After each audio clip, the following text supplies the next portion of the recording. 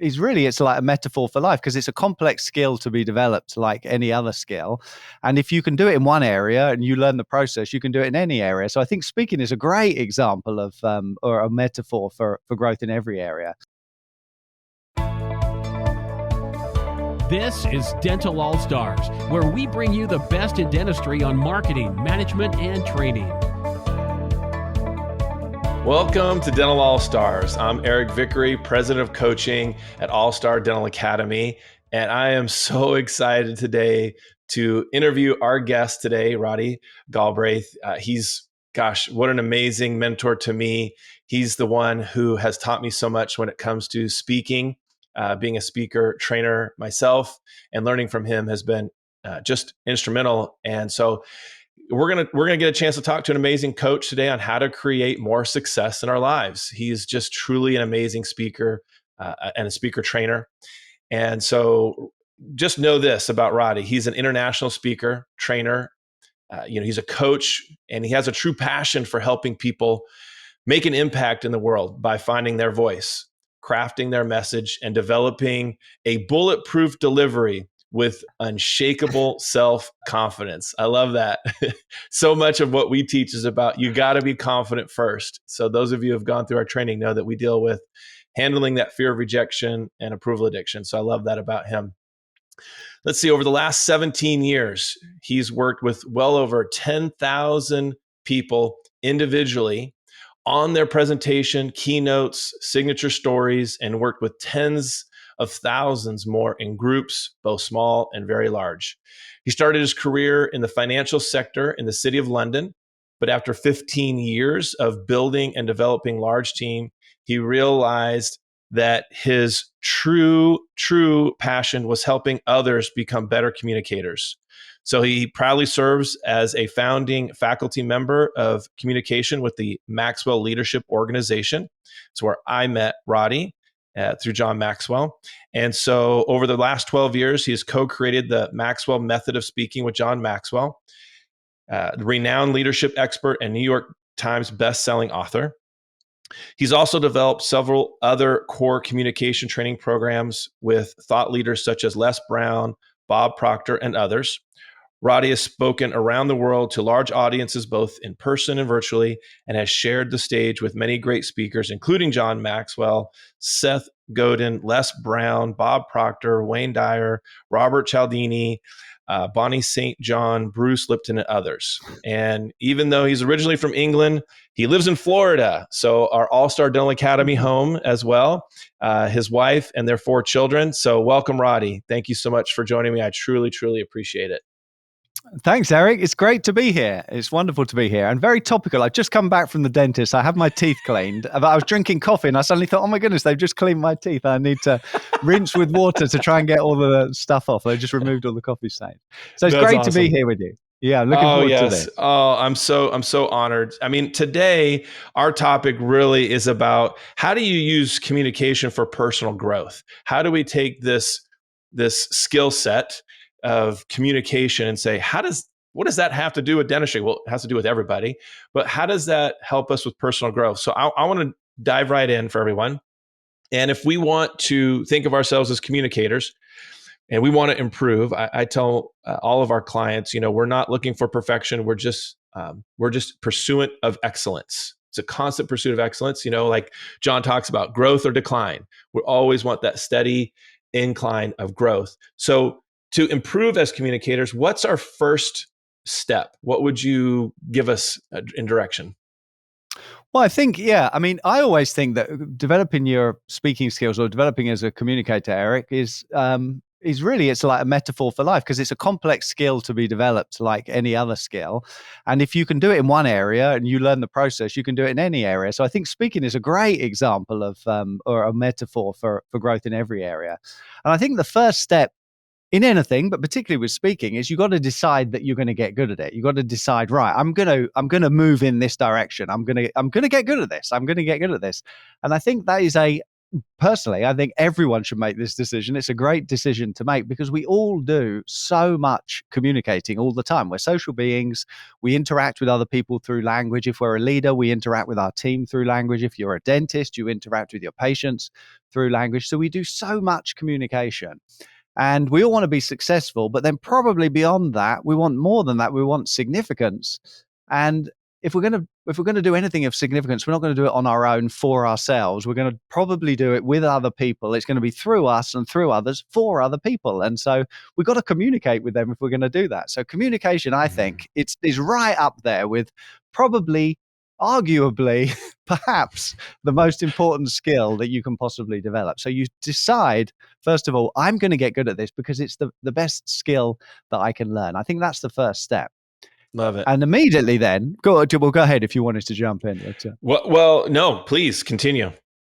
Well, I was going to say the reason you need to decide is because then you can start thinking about how you're going to use your time, because no one's got the time to develop their communication skills, frankly. If you're a busy dentist or you're a busy car salesperson or, we're all busy. Everyone gets the same 24 hours each day, but no one's got enough time. So we're not going to get any more time. There's never going to be a good time to develop your communication skills, just like there's never a good time to get a puppy or never a good time to have another baby. It's always going to be inconvenient. It's always going to be frustrating, and it's always going to be challenging when we do something new. And so we just got to we got to prioritize our time. It's not that we're going to get more time. We're going to choose what the best thing to do with it is. And when we decide we're going to get good at speaking, then we can say, well, this is actually more important than some of these other things that I'm doing. So we can then embark on the process of developing that skill. So we make it important. Make it important. So and as true. Emerson said years ago, then I'll let you speak. This is the last thing I promise. As Emerson said, the things that matter most must never be at the mercy of the things that matter least. And often the things that matter least are louder or appear more urgent. And so things that are more important, but maybe we could get round to at a better time, we never get round to because there isn't a better time. So deciding we're going to get good at it is really the first step, making it important, and it's worth it. So we should. Love it. In my opinion. I couldn't agree more. And I try to tell my clients, look, you got the hard part down in learning the clinical part. That's foundational. And the easy part now would be to learn how to communicate. They see it the other way. Typically, they go, right. I know how to be this mechanic in this area. I know how to use my technical skills, and they struggle with, one, recognizing that it's important, but two, like you said, putting the time into it, and three, memorizing it and like you say, don't memorize it, internalize it. Make it something that's internal for you and not be the script or something. And so I try to explain to them, you could be a master clinician, a 10 out of 10, phenomenal. But if your communication skills are 3, 4, or 5, your patients or leading your team, they're going to only perceive you as that 5. How do you break through that ceiling? And it takes training, and it takes initiative, and it takes some focus to do that. So I couldn't agree more. I really appreciate that. So it sounds so simple. Can I just jump? Yeah. Can I just jump in on that? Because I think you make a great point. And me and my daughter Amelie were talking about this not last night, the night before, because she's looking at colleges. She wants to go to colleges. She wants to go to a fancy, expensive college, and she wants to be a writer, and she wants to be an author, basically. And I'm saying, well, if that's true, what do you think goes into being a successful author? What are the most important things? Because my argument is you could stay in state and get a great education and focus on the areas that are really going to make a difference for you as an author, or you can go to a fancy college and at the end have a similar kind of education but from a more prestigious, and that's not going to help you. And she said, well, what about Adam Grant? He went to a fancy college. I said, well, Adam Grant is not famous because he's a great professor, or because he's great because people know who he is, because he's a communicator and he's busy and he's out there. And so I think, in any business, and I'm sure dentistry is no different, if you're just, you on your own and you've got people coming because you're the only dentist for miles around, maybe, it's less important. But if you want to grow your business, if you want happy people, if you want people to come and to stay with you and to enjoy their visit and to go and refer you, and you want to grow, it's so all true. communication. It's all communication in its different forms. So I think it applies to all of us. I really do. And we all can do it, of course. Good. We all can do it. Yeah, no, and it takes repetition and practice and going through it. So, if we're going to set that time aside, if we know we're going to initiate this, and its significance is probably just saying, okay, I'm willing to do this and set the time aside. Why?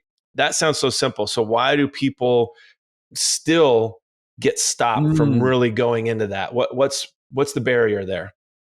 I think that like the significant emotion, basically, what stops us Mm, from doing things that we perhaps know we should do, or logically we think makes sense, but emotionally we just can't quite find the way to do it. I think it's fear, and it's not so much we say to ourselves, or fear lies to us. And fear says you can't do it. Fear says you're going to make a fool of yourself. Fear says this is too difficult. Fear says you should have done this when you were young. It's too late now. You're 20, you're 30, you're 50, you're 70, whatever it is. The emotion, though, that we experience, and with speaking, they say it's the number one fear, don't they? Lots of people yeah. are afraid of standing up and speaking in front of other Yeah. people, and so that fear convinces us that we can't do it and we can't learn to do it. But it's a lie. Emotions are feelings. They're feelings, and we're not born with those feelings. We've collected those feelings, Mm, and emotions really are programs that we've adopted, that we put total faith in and we believe in. And the sneaky thing with fear is that it will say, "Don't go near there. That's dangerous. You need to run the other way." And you never find out if it was actually dangerous because it makes you run away from it. Whereas if you turned and faced it and stepped into it, then you'd find actually the fear was lying to you. So the fear's not real in that sense. Now, when I mm, say that to people, people will say, "You can't tell me the fear's not real. I can feel it in my body. I can feel it flying. It's definitely real. I'm terrified and I can't do this." And I don't mean that you're not feeling the emotion. I mean, it's not a reflection of reality. It's not a reflection of reality. And a real simple, I think, convincing, but we'll see what your listeners mm. think, a way to kind of call fear out on this is, imagine like you and I both, like, after this podcast, we decide to go for a coffee. We're walking down the road and a dog comes running towards us. Let's say that you love dogs. Do you love dogs? Or Yeah. Three of them in the okay, room right now. Yeah. okay, so you love dogs. So you're like, "Oh, a dog is coming towards us. I hope it comes over. I can rub its belly." I hate dogs because I was attacked by a dog when I was young. And I'm like, "Oh my goodness, I've got to get out of here." And you're like, "Don't be silly, it's fine." I'm like, "You're crazy. That dog looks like it can tear your arm off." Here we are in exactly the same situation with exactly the same dog, two polar opposite responses to the same dog. You're thinking it's great, and that's your emotion, and that's your view of reality. And in the same instant, I'm thinking, "I've got to get out of here." We can't both be right. One of us is obviously wrong. So without going into who's wrong, it doesn't matter. We've got two different emotions. We're both convinced by them in the same moment. So it's obvious that they can't both be right. So Yeah. that's convincing, I think, for fear. It's a program that we've learned, Yeah. and we've got to face it. We've got to Love face it. it. Love it. Just my study of you, watching you speak, I know what you're doing. I watch how you speak and present. I love that you tell a story to make a point. You're telling this story for us to really truly understand the concept that fear, false evidence appearing real. It's just something that you have to recognize. You are the one making the choice to react to something in your mind. It's a choice for Right. you. It's simply your Yeah. choice. You're in control of that. Your hands on the switch, your hands on the dial. And I do. Our All Star Mastery Series programs are usually 2 days. So I Mm-hmm. speak for 8 hours day one, speak for 8 hours day two, and people will say, "Well, how can you talk for that long?" The gift of gab, I suppose. But when you tell stories, it makes it easier. When you're helping people, it makes it easier. You're helping them reach places they've never thought they could reach before. And if you focus on that, that's what I choose to do. I make the choice internally to focus on the positive side of things versus the fear. Do I get nervous before I go on for that last minute right before somebody introduces me? Absolutely. That's where the breathing comes in and all that. And you know, repetition obviously really helps. I survived after doing that the first time, so I knew it was safe and I wasn't going to actually die up there. And you've got to just push through that first one. So if we know, and John Maxwell says fail forward all the Right. time, there's going to be some failures, and nobody's going to die from that. So Well, actually, yeah, though, even just because you're feeling uncomfortable, it doesn't yeah, mean that you can't do it. It doesn't that's mean right. that it's a failure. You can still help people. You just feel uncomfortable. And I think there's a good case to be made. So what? If you're Yeah, helping people, are you prepared to go through that? And as soon as you accept that and stop making it such a big deal, then it starts dissipating anyway. And like you said, it's before and for the first 30 seconds, and then you kind of settle in. And and everything gets easier. So Yeah, feelings, we totally. can't trust them. We can't trust them. And although you and I might be reflecting to speaking in front of an audience, for our dentists and our team members listening, this is somebody that you're talking to in front of you, a patient, and you have to communicate to them without that fear of rejection, without that approval Right. addiction, without that fear. And so you might have an audience of one, but it's still an audience that you communicate with. So even though Absolutely. there's this, we're afraid. Obviously, you said it doesn't mean we can't do it. It means we can do it. So how do we know if we have the abilities or skill set or talents to get to that place? What if we're doubting ourselves to even say, well, I'm going to do all this stuff, and what if I still can't do it? How would you address that?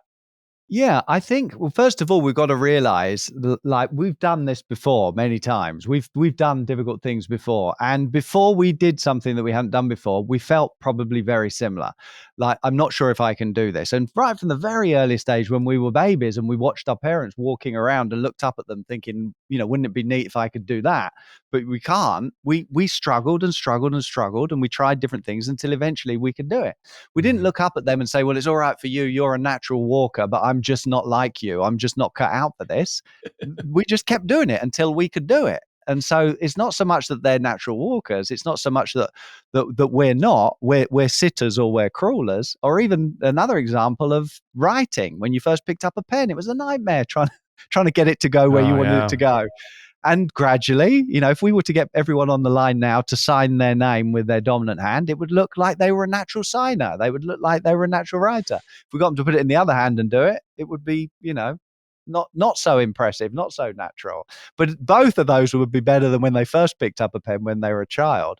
They gradually got better at it. Language is another example. People say, oh, well, the time to learn the language is when you're young. You can't learn languages like as you get older. It's just too difficult. Is that true? I don't think that's true. You can learn languages. It's just not as easy and not effortless like it was when you were a baby. I Googled this in the week for an email that I sent out. And let's say I want to be, and I would quite like to learn Spanish, actually. Now we live in Florida, it'd be very handy. If you want to be fluent in Spanish, according to Google, the first one I looked at, you need to know about 10,000 words. Now that's kind of overwhelming. 10,000 words is a lot, but to be a beginner, you only need 250 words. Well, that's not too bad. A beginner at 250 words. And to be conversational, you need 1,000 words. Well, 1,000 is sounds like a lot, but that's 3 words a day for a year. And all the time you're getting better. So tomorrow you're better than you were today if you're just learning 3 words. So gradually, then you get to 1,000 in a year's time where you're conversational in Spanish. But actually, if it's useful to you, and you're in the habit of learning 3 words a day, why stop there? Why not keep going? The time's going to pass anyway, so why not keep growing, keep moving forwards? So I think we're pretty much, if we outside of Miss America or who's the star quarterback who won all the things for the Patriots? Tom Brady. Brady. Like outside of those types of things where there is obviously a sell by date on your, if you're going to compete at the absolute best in the world level. Communication is something you can just keep getting better and better and better at until you die. There's no expiration on that. So you can, things like that, particularly things that are to do with the mind, you can pick pretty much any direction you want to go, and you can keep growing and never run out of space to grow until you stop. So the question is, what is the best things to focus on? And 3 words a day, if Spanish was one of those things, that seems like a no-brainer to me. Same with communicating. It's not actually that difficult. You've done the hard work in learning to speak in the first place and learning to balance and learning to move. If you focus on it, like I said, make that decision that you're going to get good at it, you can do pretty much anything you want. And you said at the beginning, we're not looking to do it perfectly. I think that stops a lot of people. I must do it perfectly in one giant leap, otherwise I'm not doing it at all, is nonsense. It's childish. It's not a reflection of the way things are. But to step forwards into growth, baby steps, the willingness to take imperfect steps forward, to take imperfect action, even though it's not going to go perfectly for you, even though it may not work, the willingness to ask them to buy the upgrade with their teeth that is the best thing for them, but you're afraid of them saying no and thinking that you're just trying to sell them. The willingness to take risks in little things. gradually you then get better with those and you get more Yeah. comfortable with those things. Yeah. So yeah, absolutely, everyone can do this. No one's good at anything the first time, That's but if right. you keep moving, you get better. And insisting that you have to be perfect first time is childish. I totally agree. I'm reminded of a couple of things. John Maxwell, Law of the Rubber Band, and James Clear talking about habit stacking. Listening to you talk Right. about that, it's so important when we teach our coaching. We're teaching verbal skill systems, whether it's the great call process on the phone or having a preclinical conversation with the patient before you ever look in their mouth, or case presentation, how we do all these things. And you can't just we don't just teach our clients all of these things in 1 hour. It's impossible. You actually have to hear it all in one those 2 days. Then you got to break it down into bite-sized pieces so you can stack those habits on top of each other and get better and better and better, just like learning a language. Yeah, absolutely. Yeah. Yeah. And speaking very much like that, everyone starts thinking about the words, what am I going to say? If it's a presentation or even an interview or any kind of, speaking assignment, let's say something you need to do, everyone starts thinking about what am I going to say? But then the more you think about it and you decide you're going to get good, naturally, intuitively, you focus in on how you're using your voice. You get better with using your voice. When you see the way that people respond to you, you get better. Just like a joke that you tell 10 times. The 10th time was way better than the first time because intuitively you've got better at it. You're not a comedian. You've not studied comedy, but intuitively you get better at that. Yeah. So it's the same. You start thinking about the words, then you start thinking about your voice, then you start thinking about perhaps your facial expressions, your body language, your timing. Then maybe you try and make it a little bit more interesting, have a joke with your patient, or some technique. I remember laying in the dentist chair. My dentist, this was years ago in England, was doing something, and I've got a terrible gag reflex, like anything, it's like, what? And so I kept doing it, and immediately he was like, "Hey, well, tell me about your dogs. What are you doing there?" And he was like using these distraction techniques, and it turned out he'd been on a hypnosis in dentistry course, as which he was like, oh it wow, was just fascinating. Yeah, so. We keep getting better if we focus, if we decide, we experiment. Some things work, some things don't, but the trend is up if we keep going. So did it help stop your gagging? Yeah, it did. It kind of eventually stops, but it was interesting that he was like distracting me away from it. Yeah, that thing. So, oh, that's interesting. So what do we need to do to get better, and how long does it take? So what do we need to do to get better is put one foot in front of the other and move forward. So decide we're going to get good at it. And John Maxwell says everything worthwhile is uphill. So, if it's worthwhile, which it is, anything new, it's normal to feel awkward. It's normal to feel uncomfortable at the beginning. So we need to kind of put one foot in front of one foot in front of the other and step forwards into growth like that. Jim Rohn said, I think he summed up the formula for success very neatly by saying success is simple, really. It's just a few acts of self-discipline practiced daily over a reasonable period of time. So just a few acts of self-discipline practiced daily over a reasonable period of time. If we can find the way to do that, if we can think about what those acts of self-discipline are, losing weight as an example, we pretty much know probably what they are with regard to food. When none of us are most of us aren't nutritionalists, but we could have a good stab at that. That's not stopping us. We pretty much know what we could be doing exercising. Cycling's good, walking's good, swimming's good. Even if you're not going to the gym and doing those big heavy weights, we pretty much know what we could be doing. Can we just stick to a few acts of self-discipline like that over a reasonable period of time? Because from one day to the next, it looks like it's not working. But over a reasonable period of time, you end up somewhere completely different. So I think it's like moving forwards, recognizing that it's effort. It is going to be uphill. It's uphill, and it's uphill all the way. It doesn't. When you start going downhill, then you're not growing anymore. So it's uphill all the way. And if we can keep doing those things, we can keep moving forwards, then we're going to grow. And the secret to it is making it part of your daily routine. John Maxwell says, you'll never change your life until you change something you do every day.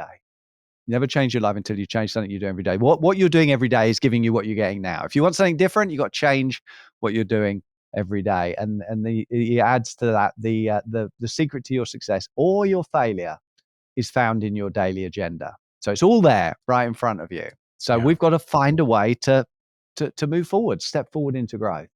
And that's true for speaking. That's true for pretty much anything, I think. Yeah. So true. And I think people want it now. People want Yeah, things right now. I want to be great at it right now. And I mean, I've been studying how to communicate in the dental field, in the dental world for since 2001. So 22 years. And the way I got really good at it was teaching it. you yeah, know, that's a great point. Yeah, it's like when the student's ready, the teacher appears. It's like I loved it. Somewhat, my mentor taught it to me. I had another mentor teach it to me, and then I realized, okay, the more I dive into this, the more I'm daily accountable to my self discipline to doing this, the more likely it's going to show up in my real world, and helps with your family, helps with raising kids. All of this stuff, communication is so powerful. So for me, it's been a lifelong journey. I like to say it took me 15 years to be an overnight success. So absolutely. but length of time, I imagine you're going to say it's a lifelong journey or something to that effect. What do you think? People want it now. I want this now. Is it that I get results right now and that leads me to another thing? What would you say to the length of time it's going to take to focus on this? Well, it really depends. I think that the one way of looking at it, John says that, John Maxwell, for those of you that don't know, Mm. I imagine many of you do, like the only guarantee tomorrow is going to be better is if we're growing today. So, Hmm.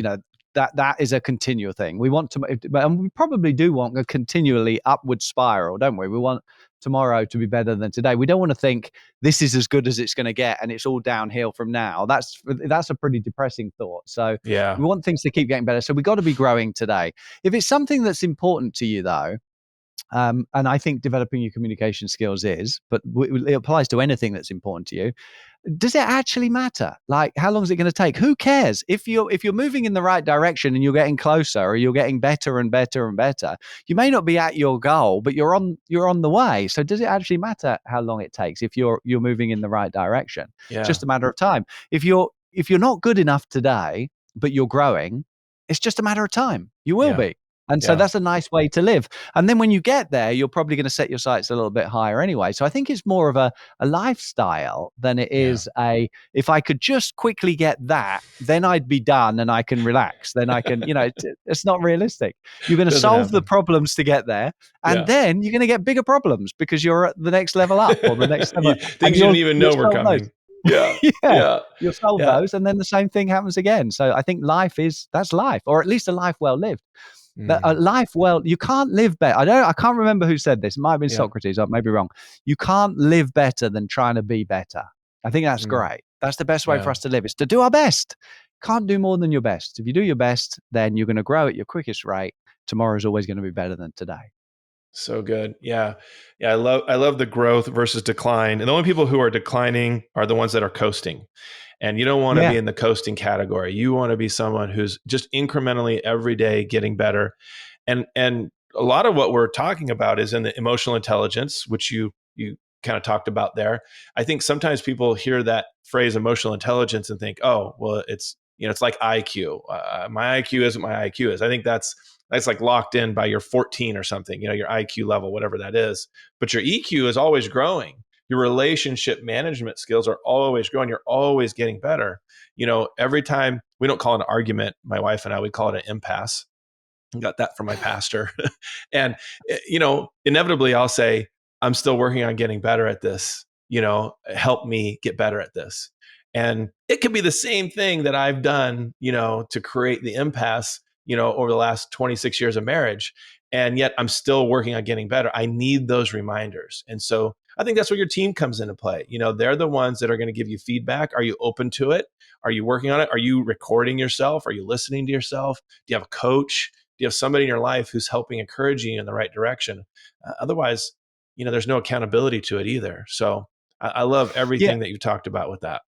And I think that, like, on that point, we have to make it intentional. Going right back to the beginning, you got to decide you're going to get good at this. Jim Rohn said the formula for success is very easy: just a few acts of self-discipline practiced daily over a reasonable period of time. But the formula for success is almost identical. It's just a few errors in judgment errors in judgment, practice daily over a reasonable period of time.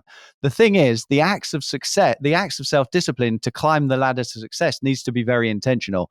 The errors in judgment happen on their own, just by default. It's just like, well, I didn't mean to end up here. No one means to end up where they don't want to be. It happens on its own. Yeah. So we've got to be intentional. So good. Wonderful. So good. Oh my gosh. I could talk to you for hours.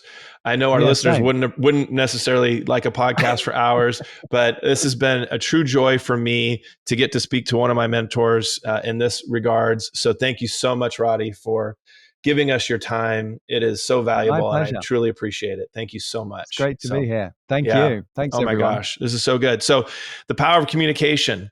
I think everything that All-Star Dental Academy is about, everything that Roddy's about, we're all about how effective can you communicate with your people, whether it's your team as a leader or whether it's your patients. They are not going to get healthier if they don't understand what it is you're communicating to them. So if your communication is ineffective, they're not getting healthy. We want you to be better communicators. So reach out to us. Let us help you with that. Just email heather@allstardentalacademy.com. You can go to our website, allstardentalacademy.com, events. You can look there, see where we're going to be next, delivering this sort of message on how to communicate effectively with your people. So again, thank you, Roddy. I really, really appreciate it. And I really appreciate those that are listening. Thank you for joining us. Please, obviously, do all the things like follow, share, pass this on to people. We would appreciate it. Roddy, is there any place people can reach out to you, follow you, social media? Instagram. Yeah, Instagram's great. Roddy Galbraith or Roderick Galbraith is my official name. So Roddy Galbraith, Roderick Galbraith on Instagram. Yeah, I'd love to see you there. Yeah, and perfect. And if you're following me on Instagram, Eric Vickery, I share his stuff on my story all the time. So you'll see it come up and you can follow him right there as well. So thank you so much for everyone listening. And we really appreciate you and investing in yourself. When you've taken this time out of your day to invest in yourself, just like Roddy was talking about earlier, finding time to invest in yourself, you're incrementally improving. So until next time, go out there and be an all-star. We hope you enjoyed this episode of Dental All-Stars. Visit us online at allstardentalacademy.com.